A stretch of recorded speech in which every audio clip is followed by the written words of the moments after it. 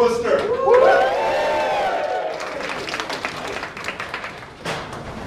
I'm Chris Dempsey. I'm a partner at Spec Dempsey, a former Assistant Secretary of Transportation in the Commonwealth. Someone who's dedicated my career at the intersection of transportation, policy, cities, urbanism, making cities like Worcester even more special than they are today.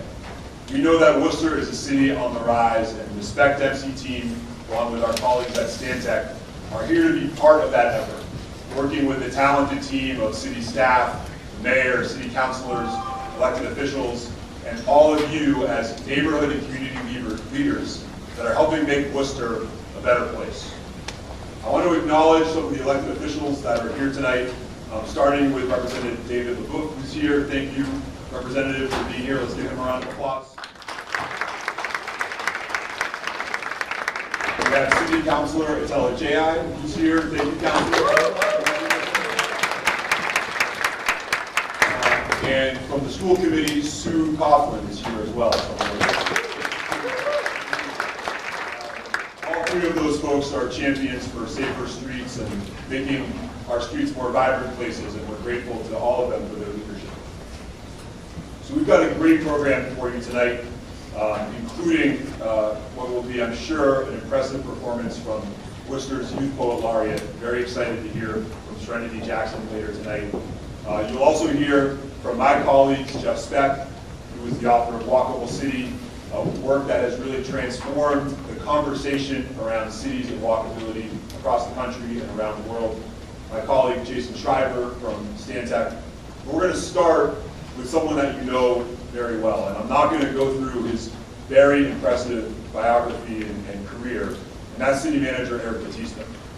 The City Manager, of course, most recently was Assistant City Manager and then rose into the position of City Manager, continuing the momentum that Worcester has had. You know that he's a graduate of UMass Amherst and Assumption, where he got his MBA. You know that he was a community leader before moving into city government and all the impressive work that he's done in the city on innovation. What some of you know, because we have many department leaders in the room today, but maybe not all of you in the public know, is the leader that he is for his staff.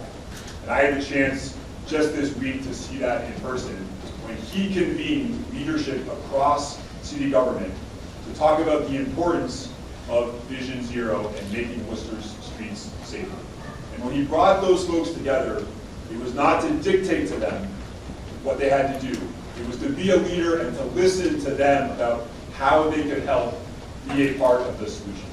He was encouraging and pragmatic and empathetic in that leadership. And I was incredibly impressed, having worked with city leaders across the country, with his style and his approach and his commitment to making Worcester a better place. So with that introduction, please welcome your City Manager, Eric Batista.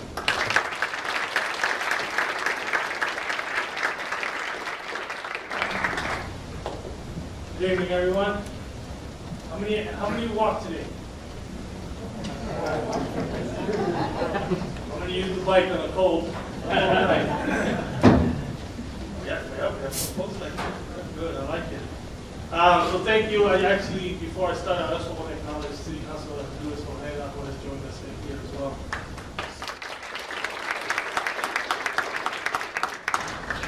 Chris, thank you for those words, and I just have a few kind of words here for everyone that's here listening, and those who are not here.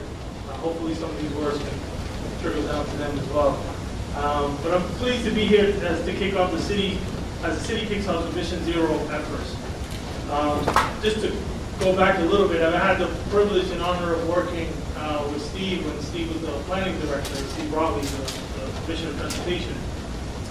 We were just trying to get complete streets policy to apply it to the city of Worcester, and the number of work that took. And at that time, we were talking about Vision Zero. And we're probably talking about 5 years ago or so.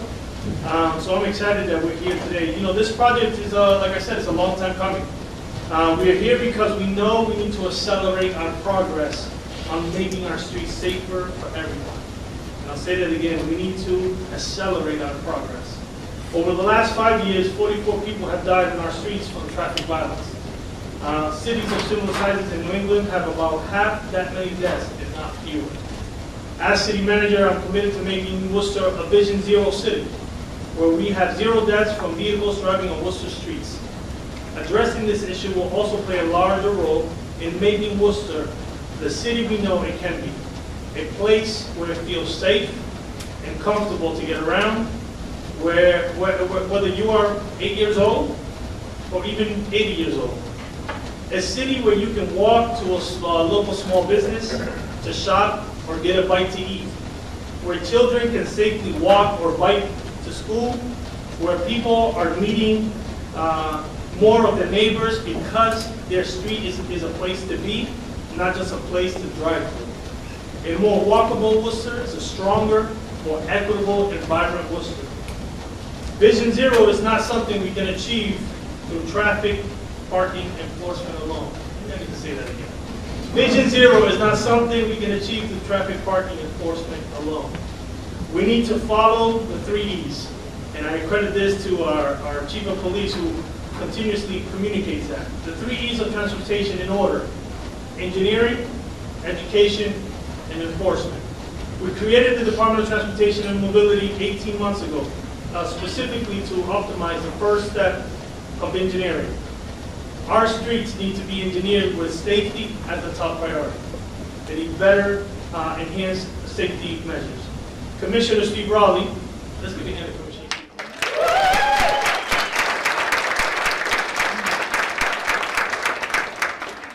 And his team have my full support, and they are empowered to plan, coordinate, and implement the redesign of our streets and transformation infrastructure to make them safer and more equitable and sustainable for our city. Those designs incorporate Vision Zero, our complete streets policy, and the mobility action plan that's in the works, which will all improve our transportation network. At the same time, DTM, the Department of Transportation, is collaborating with departments across the city as they work, and I have asked the entire administration, and that's what Chris was alluding to, I've asked the entire administration to make Vision Zero a priority. Because again, it can't be just the Department of Transportation alone. Including police, fire, public works, and parks, economic development, sustainability and resiliency, health and human services, law, and much more. And many departments are here today, so I thank you for your contribution and your willingness to step up to the plate. We have a coalition of support to ensure that we are implementing, promoting, and enforcing our Vision Zero strategy for years to come. It will be key in shaping our built environment, as well as we roll out our Worcester Now, Worcester Next long-range plan to create a better future for this city, the city of Worcester. We know that there will be challenges along the way. For example, we have a lot of old and aging infrastructure that will need to be updated. But this also presents an opportunity to think differently and challenge previous car-centric planning. It's a chance to enact transformative change and take a holistic approach to addressing traffic violence. It will be a data-driven approach, and it will be a collective approach that involves you, the community. Because again, municipalities, we can't do it alone. We need you, the community. That includes the mayor, the city council, our businesses, our institutions, and especially our residents. Many of you are here tonight already active in your neighborhoods, in community groups to make your streets and sidewalks safer. I applaud your efforts, and I want you to know that we hear you. We hear you. We see you, and we want to work with you to make things better. Thank you for raising our collective expectations about what Worcester can and must be. We will work to continue to work alongside you and involve constituents to shape our shared vision of Worcester. So encourage your friends, neighbors, and co-workers to engage with us throughout this process. We're also very excited to be participating with a firm like Spec MC, and to hear tonight from Jeff Speck, who has spent his career helping cities like Worcester become more walkable places. We have work to do. But I know our community is up for this challenge. I definitely know we're up for the challenge. So let's be conduits of change for a better and safer city. Thank you.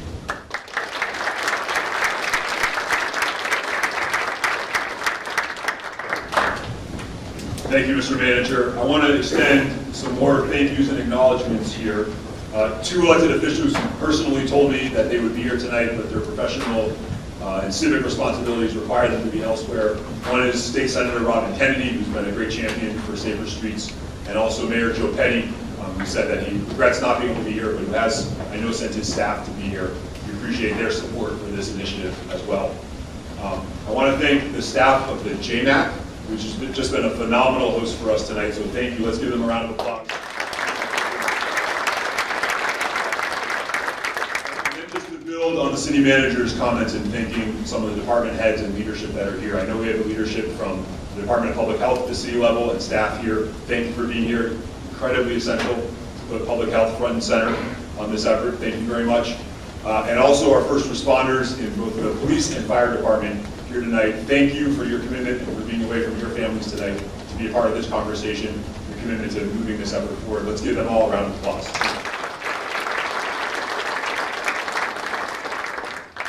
Okay, this is the moment I've been waiting for the most since we put this event together. Tonight we get to hear from Worcester's Youth Poet Laureate, Serenity Jackson. She is a Worcester Technical High School student. She was appointed Youth Poet Laureate earlier this year for a 2-year term.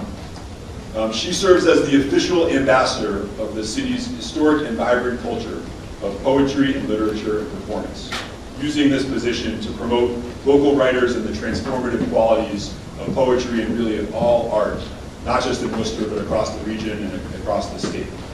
I learned in my research about Serenity that she is the youngest of 15, and that maybe in part because of that, her nickname, or I should say her stage name for many years, was Lil Rennie.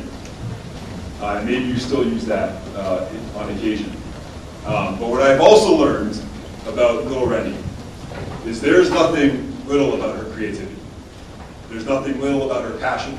There's nothing little about how much she cares about the city of Worcester and making her community better. And we are incredibly honored to have her here tonight to present for the first time her work on the importance of Worcester and its streets and what they mean to her. So please, let's give a very warm welcome to Worcester's Youth Poet Laureate, Serenity Jackson.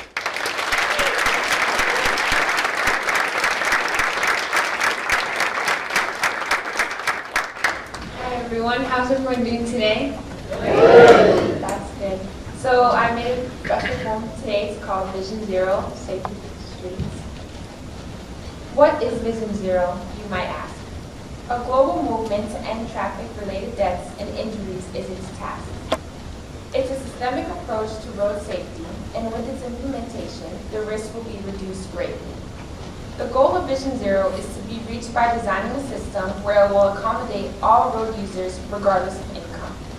Whether by car, on bicycles, scooters, by foot, or public transport, traffic crashes, injuries, and death on our streets it strives to avoid. In order to do this, a robust data framework will first need to be created with the design and operation of safe streets as well as a culture of safety to be instated. Lowering speed limits around schools, houses, medical facilities, and parks will help reduce the fatalities that happen around all these as well as other types of landmarks. Speed bumps, wider crosswalks, smoother roads, and reconstruction of sidewalks should all be included in the design and implementation talks. Streets full of potholes are unsafe and may cause drivers undue strife, leading motorists to swerve to avoid them and potentially bring about the loss of life. Crosswalks should double as speed bumps and be wide and bright, ones that will also light up when day turns to night. Texting and driving becomes so normalized and addicting, your surroundings become surprising and more problems at once conflicting. A growing hunger for rage and anger lead up to uncertainty and danger. Swapping unkind and offensive words with strangers, it all adds up to hidden disclaimers. Some may think with the count of deaths from driving that the streets of Worcester become less exciting. But let's take a walk along the way and realize today that every street is special in its own kind of way. Entering the long street that brings you onto your feet, and greetings from neighbors that are all so sweet. And short roads with lots of bumps and bumps, escorted by pretty trees with pretty tree trunks. The dark ones, the scary ones, and the timid, the bright ones, the fun ones, and the vivid. Myths of creepy little monsters crawling from that corner that scared children away instantly becomes a path that turns this street with the grumpy old lady that everyone repels from to the sweet old lady that everyone attracts to in a magnetic way. Either way, an act of kindness can save someone's day. A beautiful 13-year-old girl with a long life ahead of her. One wrong decision and her life becomes a blip. A girl I once looked up to and adored the way she appeared. In her pretty little dimples, all troubles disappeared. Her life was on the line as soon as she stepped into that car, where they ignored the street signs, creating an unsafe situation which caused her to be ejected into the top. All danger stood at the baseline, and I will never blame anyone for the situation. I just took a tragic lesson into consideration. The streets are not made for fun and game, but on no one should we place all the blame. Some things are in control by the use of your own hand, by simply lowering the speed in which you drive on command. You can help save the lives of so many by putting down your phone, and it doesn't cost a penny, but it does decrease accidents by plenty. I think the most important takeaway from Vision Zero is we are one city with one vision, and we can all be the hero. So make no excuses, because in this city we move safely together, exchanging kindness in heart and words, and avoid being an offender. No matter the roller coaster of emotions and struggles, love, understanding, and compliance overpowers all the troubles.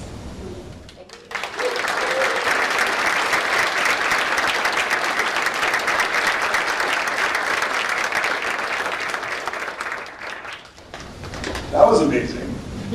I've been around Vision Zero for a long time. I have never heard an inspiring poem like that about Vision Zero. So let's give Serenity Jackson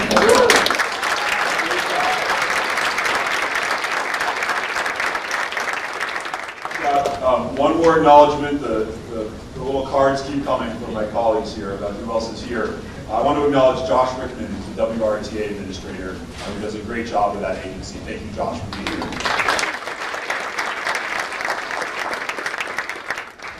Okay, so my next introduction, it's a little awkward because he's also my business partner, and that's Jeff Speck. Many of you already know all about Jeff Speck. At least a few of you have brought his books in to have him sign them tonight.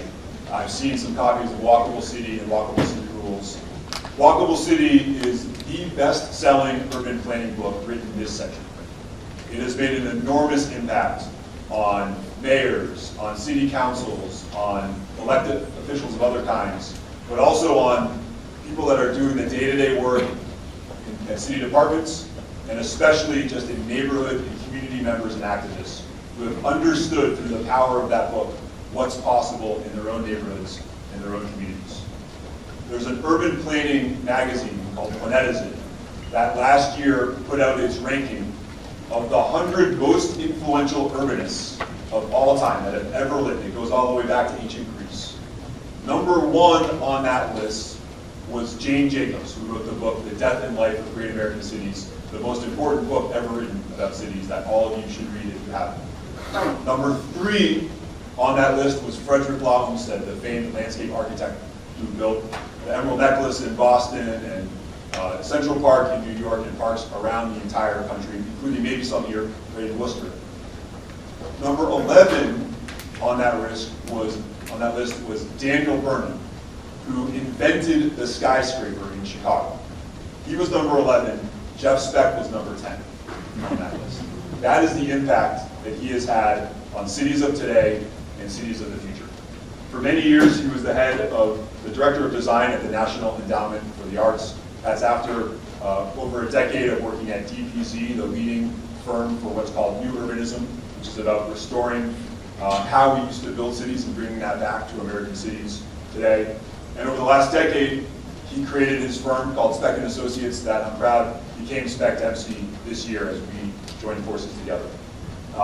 I know that this presentation is going to tell you some of what you already know about Worcester, but I think it's also going to help you think differently about these streets that you've walked and biked and driven and ridden your entire lives.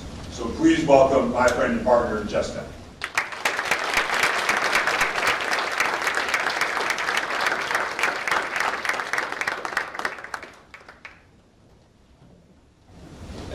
You guys all hear me? Yeah. Well, after such a complete, thorough introduction, I have to give you a very complete talk. So I intend to do that. Wow, Serenity, I really enjoyed that poem. And I think my next book has to rhyme, because it will be so much more compelling. City managers often speak before I do. I'm used to them kind of calling us in to actually be the leaders on convincing communities to become more walkable. That is the most leadership that I've ever witnessed in an introduction to one of my talks in over 20 years, in terms of the direction that you all, and perhaps you in particular, are taking the city. So in a sense, it's disappointing that I can't do it all myself. But something I've witnessed over 30 years of doing this work is the gradual shift in cities, and the fact that now with Vision Zero and with this national movement picking up on an international movement, it's a relief, honestly, to arrive in communities and find that they're already driving these efforts forward with such leadership. So thank you for that. I will see if this works. It does. So this is the talk I would normally give if I were coming to Worcester. Almost all the talks I give are focused specifically on walkability. And sometimes I arrive in a city and I know it pretty well, sometimes I don't know it so well. I grew up in the area, I grew up in Belmont. I've been in Worcester a number of times in the last few years. I don't know it well yet, I'm getting to know it. This was the view from my hotel window several times as my son was in a Smash Brothers competition in your convention center. I enjoyed myself walking around and noticing all the beauty that is here. And I got to go to an Anthrax concert, Tattoo the World, Tattoo the Globe, I think, event that happens here. So I don't know if this is how your city wanted to present itself to me first, but it was delightful. And of course, it's got an amazing history, like so many American cities, of being very walkable and full of people in the streets.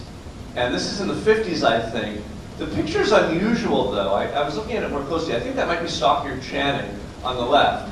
But this fellow in the back seems to have come out of the 1920s. So I'm kind of wondering what was happening here. But the main takeaway is that your streets used to be full of many more people. And that's been the condition of most American cities.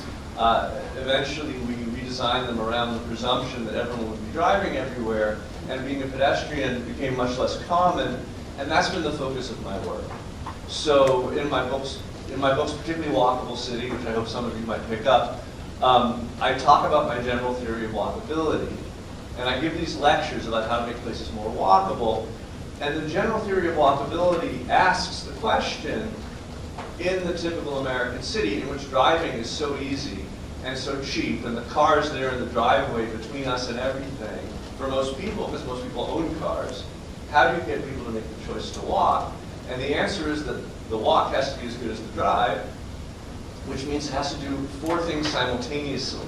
It needs to be useful, it needs to be safe, it needs to be comfortable, and it needs to be interesting. Now, normally I would take you through each of these categories. It so happens that we're here for a very specific purpose, which is much more focused than most of the places I go, which is looking at the safe walk. What's also funny, coincidentally with that, is I've watched my focus as a city planner in these 4 categories, all of which are necessary to create pedestrian life, focus my own work much more just on safety. And there's a number of reasons for this, but the key one is that the useful walk, the comfortable walk, and the interesting walk are pretty much all a function of what's surrounding the streets. And those take a long time to change. You know, a city with zoning and with investment and with hand-holding can end up with great buildings and activities lining its streets and more housing downtown and all the stuff that you need to become more walkable. But that takes time, and it's not a direct effort. But the one category that the city can control and change very quickly, as you see happening here, is its streets. You know, certain streets are owned by the state. Those are harder to change, but most cities own most of their streets. Most folks who bring us in, you know, they don't want to wait for the next mayor or the next city manager or the next city council to see improvement in their city. They want to see it happen quickly. And that's why my profession is someone who's been focused first on architecture, then on urban planning, has now turned to be focused principally on fixing streets. And Chris and I, in our practice, that's where we've been focused. I'm going to tell you more about Stantec as I finish up, because I'll be introducing Jason Schreiber to finish us up tonight. But with Stantec in particular, we've done a good more than a half dozen projects like this one, and we love working together, and we love focusing on what can make our streets better. So my talk tonight is not going to be on all four of these categories, but just on the safety of your streets. So instead of calling it Towards a More Walkable Worcester, we'll call it Towards a More Safely Walkable Worcester, or Towards a Vision Zero Worcester. Now, there's one other thing I want to point out in the light of this, the Vision Zero plan, is that I normally look mostly at the downtowns of cities.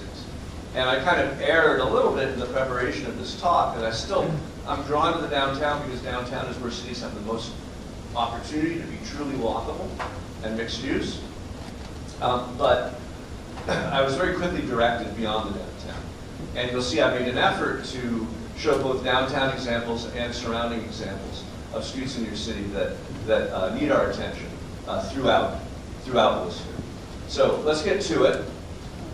This is the reality of life, not just in Staten Island, but all over the place. Car crashes affect all of us, and we all probably know someone who's been in a debilitating car crash. It's a tremendous epidemic across the country. Now, only 8% of car crashes are pedestrian, and 6% are involve bicycles, but you can see that about half of all people killed on our streets are walking or biking. So a Vision Zero focus is very much a focus on the most vulnerable of road users. And if any of you want to learn more about this particular topic, there's this very powerful book called Right of Way by Angie Schmidt, which outlines this epidemic of car crash deaths that we're experiencing. I was pleased, it's a sad term, but I was pleased to hear the city manager talk about traffic violence, and that is the term of art describing what happens in our streets. If you're lying on the ground in a puddle of blood, it doesn't matter if someone stabbed you or someone hit you with their car, it's just as bad. And we tend to naturalize the deaths that come from driving because it just seems to be a natural part of life. It happens all the time. But it's still a horrible thing that happens to so many people. And look at this. Between 2009 and the present, the number of pedestrians killed in the street has gone up 82%. Now, I don't really have time tonight to get into the whys and wherefores of why that is the case, but it's the opposite of what's been happening in Europe. Norm Garrick, who's a real expert on this, talks about how in 1975, you were 2 times as likely to be killed by a car in the US than in the Netherlands, but now it's 20 times as much. But they've been going in the opposite direction because they implemented Vision Zero a lot sooner, and they implemented it the right way, which is to deal with a lot of the issues that I'll be sharing with you tonight. So the most important thing, kind of framework to keep in mind, is the speed of the vehicle. It's a geometric relationship. A car going twice as fast is not twice as likely to kill you. It's much more than that. A car going 35 miles an hour is about 7 times as likely to kill you as a car going 25 miles an hour. So all of the things we're going to talk about tonight are about creating conditions where drivers are just more likely to, frankly, to go the speed limit and to drive, proper speeds where the people are. Now, this just has to do with the collision, but the chances of a collision go up much more when cars are going quickly because of the stopping distances at 60 versus 40 versus 20 miles an hour. And they're also much more likely to hit you because the drivers don't see you when they're going faster, because the cone of vision narrows very much when you speed up. So all these things add up, and one analysis by Dongho Chang, who was the Public Works Director in Seattle, concluded that each single mile per hour reduction in average operating speeds results in a reduction of fatal crashes between 7 and 22%. So anything we can do to make drivers go just a little bit slower is going to have a significant impact, or I should say, will result in smaller impacts on your street.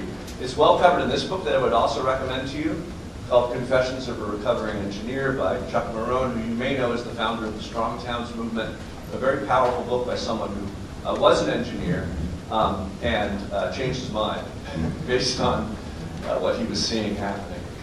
And a little humor. I get a lot of good things off of Twitter. Civil engineer just trying to get his picture taken for an industry award on the street he designed. Here I remind myself that most of what I'm going to be telling you tonight I learned from engineers. So the problem isn't engineers, the problem is engineering, the way it's been practiced in our streets for half a century, honestly. And there's a lot of great new engineers now who have learned the stuff that I'm going to share with you tonight. So the profession is reforming itself. We're trying to push it a little faster. It is a unique condition, but perhaps not unique, but it's a particular condition of the United States that, unlike in Europe, we engineer streets for a higher speed than we post speed limits at. So for example, I was once designing a new street in a neighborhood in Alabama, and we posted it, we wanted to post it 20 miles an hour, and because we wanted to post it 20 miles an hour, the local engineer, the county engineer said we had to design it for 30 miles an hour. That's a perhaps uniquely American condition. You're forced to design speeds, you're forced to design streets to welcome speeds much higher than the speed limit. And it comes from a confusion that underlies traffic engineering in the US, which is a refusal to acknowledge that environment impacts behavior. And that's because roadway engineering in the US grew out of highway engineering in the US. Now think about how you behave on a highway. If you're like me, you look for the speed limit, and you set your cruise control for 9 miles an hour over the speed limit, right? The speed limit determines your speed. So if that's the case, anything you can do as a roadway engineer to reduce the opportunity for conflict, to give more elbow room, wider lanes, no parallel parking, no opposing traffic, right? Fewer intersections, big long swoops, anything you can do to create more forgiveness makes a highway safer. As they began to design streets within population centers within the US, our engineers did the same thing, without realizing that that is not how you set your speed in a local road by looking at the speed limit. You set your speed on the local road by looking at your environment. And actually it's the absence of elbow room, it's the opportunity for conflict, it's the potential for a crash that causes people to drive the proper speed. And that's what Vision Zero means in Europe, and what's been missing here in the US. In Europe, they say, how fast do we want the cars to go on this street? And they design the street to welcome that speed and not 1 mile an hour more. And so that's the sort of approach that leads to many of the specifics that I'm going to share with you tonight. So of course, we're all faced with, of course you get a speeding ticket, because it's engineered for 70 miles an hour. So you're not going to go 25, even if the speed limit says go 25. And of course, it's good to lower your speed limits, that's important. But understand again that people determine their speed based on the environment, not based on posted speed limits in cities. You have, as was related, you have about twice the death rates on your streets of pedestrians that not that you should be having none, but you have twice the average for cities of your size. About 9 people are dying every year, that's a lot, and a lot more injuries, of course, so we want to work on that. And so what are the factors that will cause people to drive a bit slower? Number one is the number of lanes. Now, I've spent some time on Major Taylor Boulevard. I forgot that it was named after that Major Taylor, the bicyclist, and then we were commenting tonight how ironic it was that there are no bicycle facilities and extremely dangerous experience at Major Taylor Boulevard. But when you look at a street like this, you ask, does it really need to have all those lanes? Clearly, the more lanes there are, the faster cars go. The more lanes there are, the further it is to cross. The more lanes there are, the more it looks like a highway. That's encouraging higher speeds. I want to make sure that no one leaves this room thinking that adding lanes to streets solves congestion. And this has become well known, at least within the professions of planning and transportation engineering, but it's important for me to share with audiences, and I do almost everywhere I go, the concept of induced demand. What induced demand tells us is that this chart is wrong. What this chart shows you is traffic planning theory. And the theory is that when the number of cars on a street exceeds the capacity of that street, you can widen the street and eliminate the traffic. Now, how often does this happen? It never happens. And the reason it never happens is because of what's called induced traffic. Because of all those people who are sitting on the margin who actually were choosing not to drive, or to drive shorter distances because of the congestion itself. This is well understood now. This is the paper that was presented at the Paris School of Economics, very straightforward.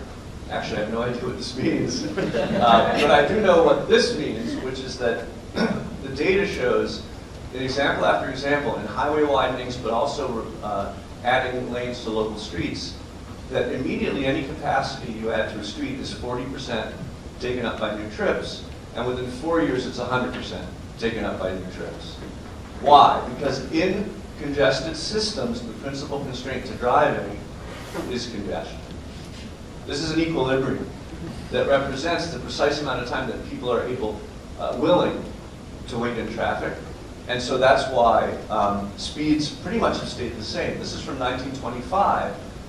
Any reasonable increase in street capacity will not reduce the density of traffic, for the places made available will be taken by those drivers who may be said to be on the margin of convenience. So the first lesson here is there may be reasons to widen a street or widen a highway, but traffic is not one of them. Never is. So many highway widenings have reduced congestion, and then within 4 years you're pretty much back where you were before. Widening highways doesn't fix traffic, so why do we keep doing it? And I'll just call attention to the last lane. If you keep adding lanes because you want to reduce traffic congestion, you have to be really determined not to learn from history.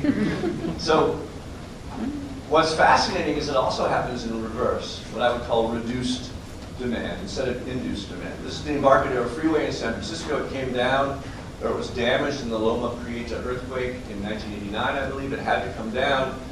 They removed this viaduct that was carrying many thousands of cars every day. They replaced it by this beautiful boulevard, which immediately tripled the property values of everything surrounding it. And they were actually carrying more people per day on these trolleys, these vintage trolleys, than the street was carrying in cars. Everyone predicted Carmageddon. Everyone said, when you pull this thing down, it's going to be a tremendous traffic nightmare everywhere. Of course, time after time, including when they had to close down the freeway through Seattle, as Big Bertha was digging that tunnel you may be aware of that replaced the freeway in Seattle. Everyone predicted Carmageddon, and it never happened because people adjusted their behavior. Now, I tell this story of induced demand and reduced demand everywhere I go, but it's usually not that convincing ultimately when people are making policy. And it's because of the people who aren't in the room, and it's because it's just so counterintuitive that if there's traffic, you should add a lane, and the lane will fix the traffic, and somehow people can't get over that thinking. So typically when I work in cities, when we work in cities, we look for the streets that have actually more lanes than they need, that aren't congested. And every city, almost every city, Manhattan might be a counterexample, but almost every city has a bunch of streets that actually have more lanes than they need. And I know you have a bunch. It's very simple arithmetic. You count the lanes and you count the cars and you find extra lanes that you can dedicate to other use. So this is Oklahoma City, where I was called in. They were named in Prevention Magazine the worst city for pedestrians in the entire country. And the mayor felt horrible, and he called me in and said, what do we do? And I said, let's do a walkability study. And he said, what's that? And I said, I don't know. I've never done one before, but it's what you need. And we looked at the car counts in the downtown core, and any engineer will tell you that a 2-lane road without turn lanes, a simple 2-lane road, will handle 10,000 cars per day, period. So we looked at these streets, 6,000, 9,000, 4,000, and these were all 4 to 6 lane streets that in their latest plan were designated to be 4 to 6 lane streets. 10,000, 8,000, 5,000, 5,000, 4,000. So this is a 6-laner that could be a 2-laner. And we said, look, you've got this tremendous mismatch between capacity and volume, and that's money in the bank. That's asphalt we can put to other use. Speaking of money in the bank, Devon Energy was coming and building this 51-story tower in the downtown core, generating $200 million in tax increment that they had to spend on something. And that money arrived like the day that my plan landed on the desks in the city. They said, let's rebuild 40 blocks of our downtown core from curb to curb. And they did. I got to design the curb to curb of all the streets. We eliminated 1/3 of the lanes. We doubled the amount of on-street parking, which the merchants love. We created a bike network where there was no bike network. So a typical street went from this 4-laner to this 2-laner, plus a tram. This street became that street. This is what you do if you have money, right? They had a lot of money to spend, so they rebuilt everything. I always say, don't necessarily rebuild, restripe. Because you can restripe a whole downtown for the cost of rebuilding just a few streets. And so you'll see there are some places where rebuilding might make sense, but the typical effort that we do, that Stantec does when we come into communities, we just completed it in Hyannis, in their downtown, is we don't propose new construction, we propose maybe a new top coat, but mostly new paint on the street. So you have a number of streets, like Major Taylor, that perhaps have more lanes. I don't have the car counts in front of me. Part of our effort is to study these streets and find out where actually we can remove lanes without raising any concerns about congestion, because the number of lanes is adequate for the amount of travel that they're holding. You have Belmont, quite a wide street, crossing it here. Does Belmont need all those lanes? You have your incredible Spaghetti Junction, which I'll be getting back to in a minute, incredibly high volume. And then further out on Belmont, it gets even wider. And we just need to look at the numbers and say, are there lanes that we can dedicate to other uses? Hamilton has a lot of lanes in it. So you get the idea. And so part of the Vision Zero effort is to identify any extra lanes that can be put to better use in the city. Next, a very specific type of road diet, which is called the classic American road diet, has to do with a very specific bad type of street, which is the 4-lane road. And what's remarkable about 4-lane roads is that they're not just dangerous, they're also super inefficient. Because the turn lane is also the speeding lane, and the speeding lane is also the turn lane. And so this classic American road diet does this. It takes a 4-lane street and it makes it a 3-lane street by consolidating the turn lanes in the middle. It's a win-win-win. You get maybe 12 more feet to put to some other use, like bike lanes, right? And you increase safety dramatically, as was the case in this road diet in Orlando. But here's the other, and I want to point out, the number of conflicts, the number of potential crashes goes from 1, 2, 3, 4, 6 to 3 when you make this change. But this is the part that's, you don't have to see it from where you're sitting. This is the win that's surprising. This is 23 different road diets around North America, and the volumes before and the volumes after. And if you add up the 2 columns, there's been no reduction in what we call throughput, no reduction in the capacity of these streets. So this is why these 4 to 3 American road diets are so easy to accomplish, is that you can say with a straight face, we're going to take a lane away and it will not reduce the capacity in your street. Because time after time it doesn't. And so you have, so here's one example. When this was done in Oakland, this was a 4-laner. You can see it became a 3-laner plus bike facilities. And when this was done, biking went up 78%, walking doubled, crashes dropped by 40%, and retail sales went up as well. You have a bunch of these. I was pleased to learn. I was disappointed because I wanted to be the one to bring it to you. But I was pleased to learn, from Todd Corain and everyone, that Chandler Street is already being engineered for a class. Are you aware of this? Chandler Street is already being engineered for a 4 to 3 road diet, classics. So, like, great, let's keep looking. Boylston Street, another 4-laner. You know, it's got room for parking, but they're afraid to park. Grove Street, another 4-laner.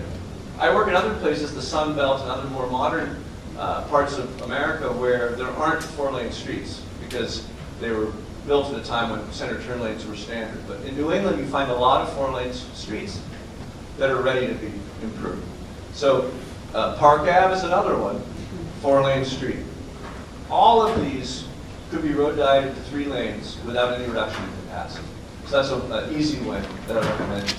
Now, I've been selling center turn lanes, right? Because the center turn lane allows you to remove 2 of the 4 lanes.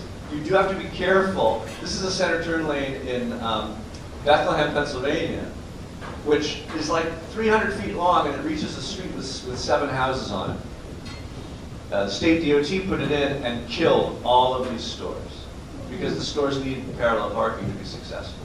So don't put in turn lanes where you don't need them, and remember, 10,000 cars a day is perfectly handled by a 2-lane street. One rule that was in our plan for Oklahoma City that was fought by the local engineers but eventually overcome was we decided that you could not put any turn lanes on any street that had more than 10,000 cars per day. And of course there was no congestion when we stuck to that rule. Next is one-way streets, multi-lane, specifically multi-lane one-way streets. The sheer momentum of all these vehicles going the same direction, the lack of opposing traffic, and probably most importantly, the ability to jockey from lane to lane, which turns you into a different kind of driver, is what makes these multi-lane one-ways quite dangerous. This is Vancouver, Washington. The multi-lane one-ways are also bad for business. Vancouver struggled for decades. We like to say they tried the 6 Bs of the 80s to revive their street. The bricks, the berms, the banners, the bollards, the bandstands, and the balloons. And nothing brought their street back to life until finally they convinced the state DOT to make it 2-way again. It was famously covered in Governing Magazine, and this kind of became, generated a national trend where now probably about 100 cities have been rapidly reverting their one-way pairs back to 2-way travel. One great example is Louisville, where Brooks, 1st, 2nd, and 3rd were all one-way. And this was the plan that was put in the 1960s, like in so many American cities, including yours. Brook and 1st were reverted to 2-way. 2nd and 3rd were kept as one-way. On the 2-ways, car crashes dropped by almost half, and even crime went down by 23%. On the 1-ways, car crashes went up, and crime went up. And the volumes of traffic didn't really change. It's just a function of how these streets function of how they function, both physically, in terms of how cars move, but also socially, and what it feels like to be against a street where cars are going in the same direction in more than one lane. So this is Cedar Rapids, where I was called in. They have a nice tight grid of small blocks, but the streets were much wider than they needed to be. A lot of 4-lane one-ways, as you can see, and we changed the traffic pattern from this to this, right? Almost all 2-lane 2-ways. That allowed us to turn the parking, where red is angle, from this to this, which the merchants liked. It allowed us to turn the bike network from this to this, with all this extra space we gained. We restriped. And I bring this up again because they actually didn't budget any money for this. They just, as they were repairing the streets over 8 years, it helps to age because you see these projects happen. But over 8 years, they slowly transformed the downtown. So a typical street went from this to this, same street. This fellow's learning how to park in a bike lane. It was day one, so they were still figuring it out. This is New Albany, Indiana, where literally we turned an entirely one-way downtown back to 2-way traffic. It sat on the shelf for 3 years. People thought the police chief was very worried about it. The fire chief was very worried about it. The citizens fought for it, and they did it one summer. 3 years later, they did the whole thing in one summer, and we got back there and met with the police chief, who said he'd never seen a better scenario for public safety. Speeds have been reduced, crashes are down, and response times to calls for service are far better than they've ever been. So it's nice to be, to be vindicated afterwards. The mayor has said pedestrians feel more confident and comfortable walking downtown. Business is up and more families are moving to New Albany. So you have not too many, but you have the key pair of Chestnut to Harvard versus Lancaster to Linden to Irving. You also have a little piece of Elm that are this multi-lane one-way. And Todd was informing me that most of these streets have maybe 5,000 cars per day on them. So they don't need to be 3 lanes. They might be 2 lanes. They can certainly be 2-way, and many of them could perhaps be 1 lane if they were 1-way. But here you see Chestnut and Harvard and Lancaster, Linden, Irving, and then the piece of Elm going east-west. Please remember, I don't mean that all one-way streets should be reverted. If it's 1 lane, it's fine. It's just that multi-lane one-way. That's the problem. So we've gone through the number of lanes, we've gone through the direction of the lanes. Let's talk about the width of the lanes. My mentor, Andres Duani, would show this slide years ago, and he'd say, the typical road, the typical American subdivision is now wide enough to allow you to witness the curvature of the earth. It's apparent, because the standards have shifted. There's been this mission creep. And so this is an airplane in the 1960s looking down on some houses, and here's one in the 1980s, same height of airplane. Look what's happened to the width of the streets. There's been this slow trend towards ever widening our neighborhood streets and our neighborhood lanes, such that in my old neighborhood when I lived in Miami, the street wasn't draining properly, and they had to rebuild it, and they took away all our street trees and half our sidewalk because of these standards that were enforced, that of course are just encouraging more speeding, because what happens when you make a wider lane? People go faster. It's been very clearly documented. Wider lanes equal faster driving. A 12-foot lane, which is a highway width lane, is going to have 10 times the severity of impacts on it, typically, than a 10-foot lane, which is a standard urban lane. Many studies have attributed much carnage to people using highway width lanes in our downtown areas and in our neighborhoods. NACTO, bless their hearts, is this new organization. They're not new anymore. They're probably 20 years old. That's taken over from AASHTO, which was the leading kind of highway organization telling us how to design our streets. But NACTO is the National Association of City Transportation Officials, and they're quite well respected. And they're saying, let's go back to our 10-foot measure, which used to be the standard, and it can be the standard again.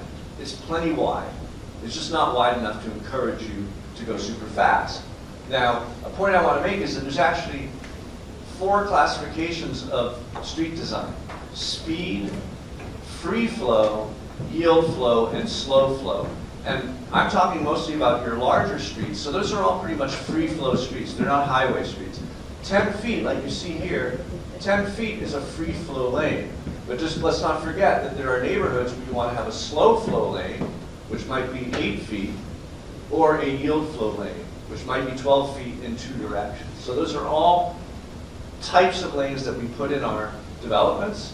Portland, always ahead of the curve, had a skinny streets program in the 1990s where they advocated for lanes like this in residential neighborhoods where there aren't that many people around. And then projects that we work on when we design new towns, like Ion, outside of Charleston, it's developed by a fellow and friend of mine named Vince Graham, who's a very good public speaker. He goes to conferences and he shows off his skinny 2-way streets. And he quotes this famous philosopher who said, broad is the road that leads to destruction, narrow is the road that leads to life. And it's true, and it's important to remember. But when we're talking about our major streets, most of the ones we're looking at in this study, we're talking about reinstituting the 10-foot standard. So what I do when I look at a city is I start measuring streets. I go into Google Earth and I go into Google Maps and Google Earth. You can do this yourself. You can go into Google Earth, you can measure the fact that Broad Street has 2 lanes that should be 20 feet that are 29 feet.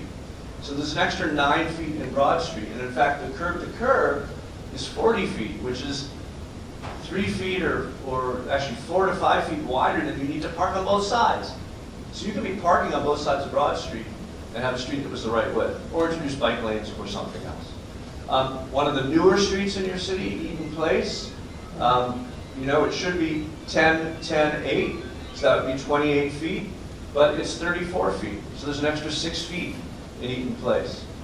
Chandler Street, as we discussed, not only is it too many lanes, appropriately named Speedway, but here you have 5, at the intersection you have 5 lanes that should be 50 feet, and there's 58 feet.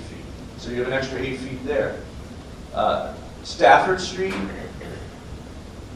there's either no parking demand or no parking or both on this street. So effectively what you have is 21-foot lanes. And it's interesting that, again, this truck was afraid to park in the street. It's actually about 5 feet wider than it needs to be parked on both sides. So there's a lot of extra asphalt you can be putting to better use. Some of your one-way streets, Chatham Street, it really only needs to be about 20 feet across. It's 25 feet across, so you could put a bike lane in there tomorrow without changing anything. Austin Street, it's the same thing in 33 feet. You could put a two-way cycle track in Austin Street tomorrow, and it would still be perfectly drivable, right? So these are opportunities that we find when we look at your wide streets, or your wide lanes. Next, parallel parking.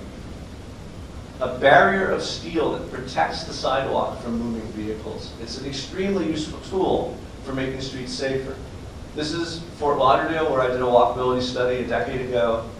You can see you're allowed to park on one side of Himmershey Boulevard during happy hour, but not the other side, because this was the path out of town. Before my study, this was my path out of town. This was happy hour on the park side, this was happy hour on the unparked side. Because no one wants to be on a sidewalk edge up against cars 3 feet away going 30, 40 miles an hour. Important lesson. And then of course street trees are another big part of this conversation. They slow cars down, sometimes abruptly. But the studies that surprised people, because the engineers thought that street trees were a danger. They called them FHOs, fixed hazardous objects. Engineers would tell you not to put street trees next to streets. And some very important studies, one done in Orlando, found that there were fewer crashes, fewer injuries on streets that had trees versus streets that didn't have trees, because the trees slowed the cars down, because the drivers were afraid of running into them appropriately. And of course, if you line enough trees if you line up enough trees on the edge of a sidewalk, it almost becomes, in perspective, it becomes a wall that protects you from traffic, which if you don't have the parked cars, can be extremely effective. Now, this is a Dutch artist's interpretation of what a street feels like without the cars parked on it and without the trees protecting the sidewalk edge. And as in a number of American cities, don't feel bad, you've evolved some of your more recent streets, you know, this is a more modern development, you've evolved into a standard that does not have street trees. And every tree built in any American city, particularly because of all of the other benefits that trees provide, stormwater absorption, CO2 absorption, heat island elimination, lower crime, higher test scores. There's amazing longitudinal studies that show all the amazing things that street trees do. You need to make street trees a standard part of every new street that you build. When you're building a street, you should have street trees on the edge. And of course, you know, this experience is very much the same as this experience on Chandler Street. And this is this appears to be a relatively new street. It has the parallel parking on one side, but again, it's clear that the trees are not part of your standard currently, and they need to be. Then there's geometry. So when you cross a 20-foot street, are you crossing 20 feet? Or are you crossing 40 feet because of the radius of curvature of the corner has been made so big? A number of places I work, like in Dallas, the fire department insists on every street having a 40-foot radius of curvature, which means that cars can speed around the corner, and the fire trucks can get very quickly to the accidents which the corners cause, right? It's not a prevention, it's a cure approach, and we're into prevention. So a lot of cities, this is a piece of Chicago, a lot of cities are experimenting with different ways of necking down intersections. This is a wonderful example that I have nothing to do with, where you simply tighten up the high-speed curve with paint and posts and eventually make it out of pavement. This is where some building can do a lot of good. And then, you know, it's not just the high speeds that might be encouraged by certain streets, but it's also a matter of vocabulary. When you're a pedestrian, you know to feel threatened in an environment like this. When you're a driver, you kind of know to speed up. This is what I call honesty in journalism. This is the expansion of the Strip in Las Vegas, famously unsuccessful. So some say the entrance to City Center is not inviting to pedestrians. But whenever you see swoops, aerodynamic shapes, streamform geometrics, that's something that you can fix in your city. So, for example, Atlanta has a lot of these unnecessary slip lanes at their corners, which they're eliminating by tightening up the intersection. We actually did that at any of you know St. Mary's, where Boston meets Brookline, near Kenmore Square. We've done this on all 4 corners of St. Mary's. It's just eliminate the slip lanes. So that's important to do. And then anything that's swoopy, it's almost a piece of art, you know? In fact, it reminded me of some of the work in your wonderful museum here. And by the way, if you don't know it, your art museum is absolutely world class. You probably know that. But it's the same technique. And then, people don't even know how to name streets when they do this. It's Lincoln Street, New Lincoln Street, Old Lincoln Street, all competing. And then there's a tunnel. There's also a tunnel. So I think this is some sort of record that you've achieved in the number of swoops. And when you're a driver, it's a highway vocabulary, down to the signage, right? You feel like you're on a highway. The experience of the highway continues into the downtown. And that's what you need to change. So this is, and I know that the leadership here is very aware of it, that this Spaghetti Junction, or whatever it's called, is a place that needs our attention. But something as simple as a median that doesn't have trees. A median without trees, it's a highway vocabulary. A paved median without trees is also a highway vocabulary. So if you're going to have a median, you want to put trees in it. Here's a little trick. When you remove the center line from a street, people drive 7 miles an hour slower. Completely counterintuitive, but it's totally in keeping with the conversation that we've been having so far about people adjusting their behavior to their environment. That double yellow line down the middle of the street tells you that if you keep to the right of it, you're not going to hit anybody. And if that line isn't there, you drive 7 miles an hour slower. So there's a lot of streets you have where that could be changed. Signals. This is not a roundabout signal or something. This is artwork. But I use this slide to remind myself to talk about how we're over-signalized in America. We have many more signals than we need on our streets. Now, when you have a multi-lane road, multiple lanes in each direction, running into a multi-lane road, you need a signal. But you typically don't need them anywhere else. And they changed the rules in Philadelphia quite a while ago. The study was done in 1997, but they studied a change from 1972, where the rules changed. 472 signals had to be taken out and replaced with all-way stop signs. They studied 199 of them. Crashes dropped by 24%, severe injury crashes dropped by 63%, and severe pedestrian injury crashes dropped by 68%. This is funny. Traffic engineers in Philadelphia believe that the safety benefit stems from the elimination of the local habit of speeding up to beat the red. But they only do that in Philadelphia. But it isn't just speeding up to beat the red. The fact is that at an all-way stop sign, only the most flagrant scofflaw is ever going more than 5 miles an hour through that intersection. Whereas in a signalized intersection, the green light is a license to go the speed limit or a little higher through the intersection. So there's an always stop sign, there's eye contact, there's a lot of communication, pedestrians generally rule, bicyclists just blow through, but the experience is much safer, and this is what I call the good city. Bicyclists plainly going the wrong way, the wheelchair user is very comfortable, pedestrians feel great because no one is going fast. So this is a piece of a walkability study I did for Albuquerque, where I identified all the places where a light or negligible traffic road was intersecting another light or negligible traffic road, and those were designated as places where the signals could be eliminated and replaced by all-way stop signs, and they did that. And the drivers revolted and said, we hate change, this is a change, we hate it. and they bagged the stop signs and went back to the lights. But then they revolted even louder because it struck them that they were getting through the downtown faster with the stop signs than they were with the signals. And that's another counterintuitive part of this conversation. They're stopping at every intersection. They're never going very fast. So the impression is that you're stuck in the downtown. But because they're never sitting and waiting, they actually, it makes driving more efficient. And in Chuck Marone's book, he talks about that. That if you want drivers to get through downtown faster, actually replace the signals with stop signs, but they won't be speeding. So that's signals and stop signs.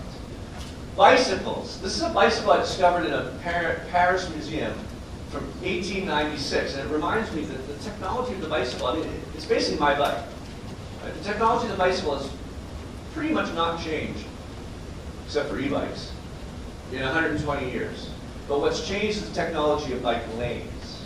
And finally in the US, this is in Somerville, finally in the US we're seeing bike lanes of the quality that I witnessed in Berlin in the 1990s. With that European standard, the bike lane out of the street, on the edge of the sidewalk, when we do new projects in Massachusetts, we're pretty much required to do the bike lanes that way in most communities, like Newton or Brookline, that are on the ball, Cambridge, Somerville. In a cheaper restriping circumstance, and you've probably seen some of these, you just pull the cars off the curb, that barrier of steel plus door buffer zone creates a protected bike lane. This is Pittsburgh, this is Chicago. This one's in New York City on Prospect Park West. You may have heard about it. It was in the news for 5 years. The number of cyclists tripled, the speeding dropped precipitously, injury crashes dropped precipitously. But remarkably, they went from a 3-lane to a 2-lane without reducing any of the volume in the street because, again, cars were basically speeding from red light to red light. And of course, the faster cars go, the more they space out, and the more space they get on the street, so the street becomes less efficient. But there was a long, drawn-out 5-year lawsuit, this being New York City. Eventually, the bike-hating Nimby trolls grudgingly surrendered to reality.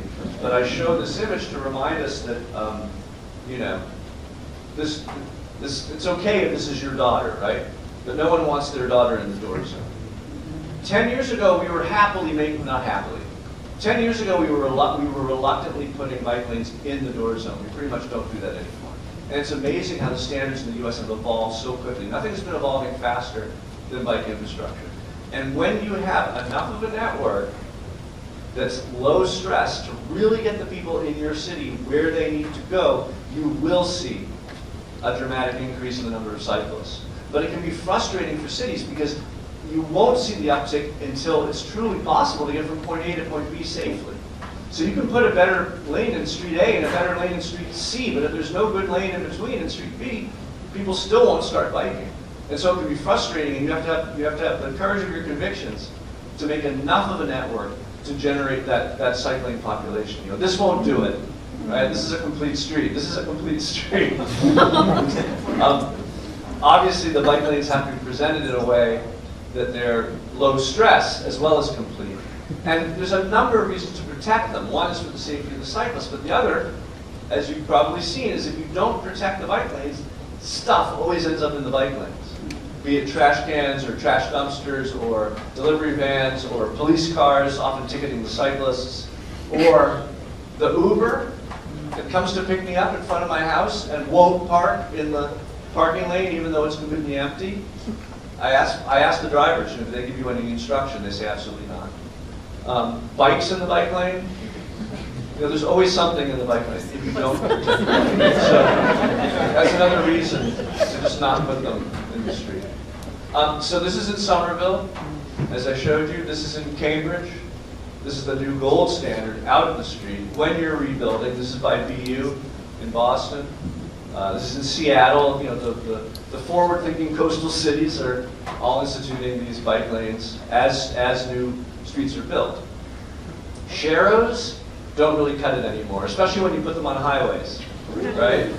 There have been a number of reports starting about 6 years ago that sharrows actually make streets less safe for cyclists. And this news came out, and I went on Twitter and I asked my followers, We need a new share symbol that's more accurate, so this was recommended. But the winner was Queen Anne Greenways in Canada, and we came up with a clear. Please, Lord, don't let me get hit by being in traffic. So you have a lot of bike opportunities, and again, I'm just getting to know your city, but I discovered this long, very connecting street called Grafton that runs between a bunch of different neighborhoods, and it is 37 feet wide, but it's behaving like a 27-foot wide street. It has 2 lanes and a parking lane, and that's a 7-foot parking lane. So it could be a 27-foot wide street. This is a pretty much useless shoulder that's not helping anyone. There's 10 feet in that street where you could have a full cycle track. For example, it's just the first one I discovered in the Google. But the 4-foot shoulder, that's not really helping anyone. And then the lanes are extra wide. So it's just one example of a place where you could have a bike. So we're getting towards the end here. But we're not the Netherlands, says this person at a public meeting. It's important to remember, those of us who are old enough remember that the Netherlands was once not the Netherlands. It was Holland, and it looked like this. And I was there in the 70s, and I remember. And they were biking a little bit more than Americans, but not that much more. And then what happened was, too many children, hundreds of children were dying each year in car crashes. And they had a mother-led Stop the Child Death campaign nationwide. And they started out what became the Vision Zero movement. And they said, we're gonna save our children's lives.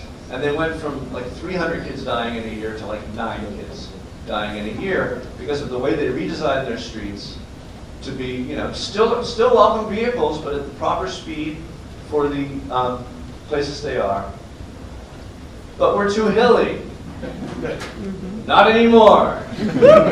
So the e-bike program that's being launched here that is a trend you see in some American cities. It's certainly, e-bikes are way outselling e-cars. And I do think that they're the biggest game changer right now in how people are getting around their cities. But I think those of you who want that extra power, and it seems to be everybody, e-bikes are they're going to flatten out some of your hills quite comfortably. And then of course, you are a place that is known for cyclists and not cycling. What better city than to make that leap? So I feel very confident that you could restripe a lot of bike lanes into your streets. But here's where I say, restriping is the most efficient and the most comprehensive way to solve your problems. There may be opportunities where you want to rebuild. And the only reason I bring it up is that the investment can pay off. This is Lancaster, California. It was a 5-lane, parked both sides Main Street. It was dead. There was no there. No one wanted to be there. And they did this. And they spent $11 million to do this. And when they did that, you can see there's lots of parking, but it's full of trees, and on festival days and on the weekends, the farmers markets come in, the cars go away, and it's the heart of the community. Car crashes, injury crashes dropped by 49%, pedestrian crashes dropped by 78%, pedestrian activity doubled, 57 new businesses opened, 800 new housing units were built, 2,000 new jobs with an estimated economic impact of $282 million for an $11 million investment. So, yes, use your money wisely, strike where you can, but there may be some opportunities where a rebuild will have the sort of impact that makes it well worth the investment. Oh, and also the number of cars per day. Notice they were willing, by actually creating a circumstance in which fewer cars were driving through, the merchants did much better. So that's something to consider as well. So that concludes my talk. I always like to leave audiences with a few resources. If you're curious about the subject matter, if you want to learn more, I have a bunch of books. But the ones I would direct you to are First Walkable City, which is really the best tool I've got for convincing people on these issues. And then if you're doing the work, if you're actually involved either as a professional or an activist, Walkable City Rules is 101 2-page rules which have pictures and charts and graphs and lots more data. And then for those friends of yours who are unwilling to sit through more than a 15-minute discussion of this, I have 2 TED Talks, one It's called The Walkable City, that is about why, and I'm going to talk about that at all tonight, why to make our cities more walkable. And the other is how to do it, which is all 4 steps of walkability that we talked about, but only in 15 minutes. So Chris and my website is specdempsey.com. On it you will find a ton of other resources, videos, links to books and other things. And then finally, because you guys are so close, people fly in from all over the world, but mostly from the US. I have a 2-day class at Harvard, open to everyone. This year it's May 30th through 31st, and I would encourage you, or perhaps to send some of your city officials, to come to that class this year. It's Harvard, so it's not cheap, but when it's over, you get a piece of paper that makes it look like you graduated from Harvard. Consider that. It's not Holy Cross, right? But it is. So thank you so much for your attention, and now I'm going to hand it over for next steps to Jason Schreiber. Jason Schreiber is probably the smartest transportation thinker in New England. I've had the great pleasure of working with him for a decade on many projects, and he makes me redundant. So I'm very glad that he's working on this project. He's going to tell you what we're doing next. Thank you so much for your attention.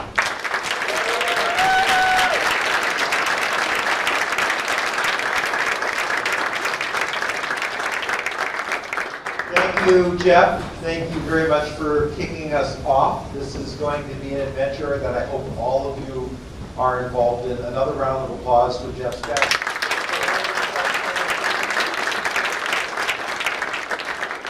You know, Jeff Speck is not an engineer, and I'm not one either. I'm a planner, and every time he speaks so smartly about so many technical things in a way that I think all of us should embrace and understand about our streets and our communities. And one of the things that you were showing here tonight was so many streets that can be changed. I grew up in Sterling, 15 to 20 minute drive north, and Worcester in the 80s was my playground, and I remember all these streets, and a lot of them have changed. Main Street, one of them, but I will certainly concede, Main Street looks better physically, but there's still less people now than there were back in the 80s walking on that street, and certainly a lot less than there was back in the 50s and 60s when we saw that photo. I really hope that we can get to a point where, we can see change. And I know in places where I work and where we do this type of a plan and this type of a focus on safety, the results really do come forward. And it's got everything to do with making better places for our families and for our kids, for my kids. And so I will come back and visit more. Say what we're doing next, and we'll be done in 5 minutes. So first of all, it isn't just about changing your streets. It's about really making the case. And a number of people here tonight said data. It is fundamental, and it is really important. As part of the grant that your city was awarded, they competitively chased it. We were given the money to be able to do this, is to prove it out with data. And it's really important that we've already started to collect crash data that's out there. As was said, that crash data is very scary. It isn't just that the crash rate, in particular, the traffic fatality rate in Worcester is twice that of other peer cities in the region. It's multiple times worse than an average citizen in the Commonwealth. Multiple times worse. And that's something that really needs to be fixed. Whether you're driving, whether you're cycling, or whether you're the most vulnerable road user out there, as a pedestrian getting around. Some of these locations you may know, you may be familiar with. I certainly am. Belmont Hill was always tough. It's sad to see that as a place where fatalities have occurred. And I'm here not alone. We're going to process this data. We're supposed to make something called a high injury network, and it's going to look a lot like some of these maps. But we're trying to drill down. Myself and my two colleagues over here, I've got Whitney, Perry, and Katrina. You're going to see us all again when we come back at later stages in this project, because part of our goal is to really understand what are the other things that are causing these crashes. What is in the built environment? What are the causes that make people either drive too fast, get the wrong visual cues, or of course have an experience that isn't for their benefit. But in the end, we want to work with you. And that's really where the next step of this effort is going. In so many communities, yes, you can spend millions of dollars to rebuild roads, but you can also just spend thousands of dollars or even hundreds of dollars, and sometimes nothing at all, just pulling out your old cans of paint. And really change a community. That picture in the top center is of my street in Somerville that my son helped originally paint. We paint in my basement through a Neighborways initiative, and it is now a citywide program across Somerville. And it's just paint, but people drive slower, and the community is safer. We're going to be back again later this spring and again in the fall. And a couple of things that we really want to do is work with you. This is our current phase. Where we're at is to learn. We're going to process as much data as we can. We're going to work with the city departments and understand what works, what doesn't. We're going to try to use as much information to understand where those injuries are and help us direct to places that can be solved. Whether we use a lot of the tools that Jeff has talked about or many others, we then want to come back to all of you and have engagement where you get a chance to look at the street and say, wow, this is a problem, I think I can fix it this way. We'll give you some ideas on the types of tools that are out there.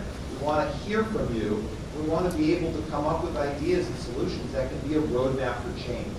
We need to be able to make a constructed argument with data that's supportable, that also sets you up for future funding again from the federal government to be able to actually produce many more dollars than we're receiving right now to study things, to actually build and implement this. And that is really the goal, such that by the fall, we can hopefully have some ideas that we can share with you that are hopefully the beginnings of a better end and a better future for Worcester. And I want to conclude by saying, of course, thank you to everybody who's here. I'll give last words to Chris in a moment, but I'm going to leave this on screen. That URL, take your phones, go in on that QR code, participate in the survey, share that.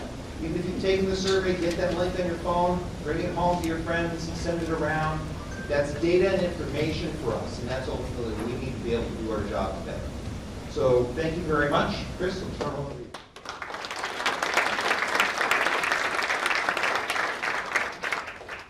All right, folks, thank you so much for being here tonight. I just want to end with some very quick additional acknowledgments. You've heard a lot of those, but there's a lot of people to be thanked.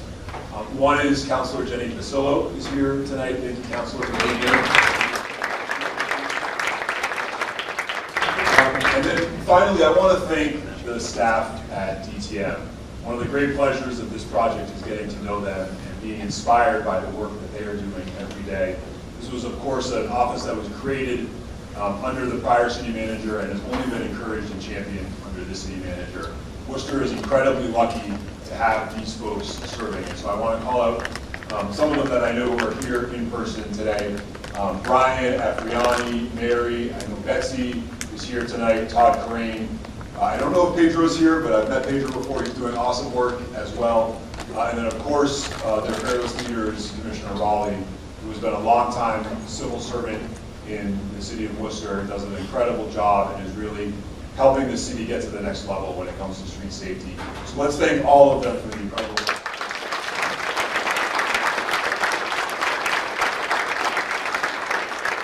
A final thank you to all of you for being here, for being supporters of making our streets safer, to achieving Vision Zero. It is real, it is possible. We can do it together. Tonight's the kickoff, and we're going to make it happen over the course of the coming years. So thanks so much.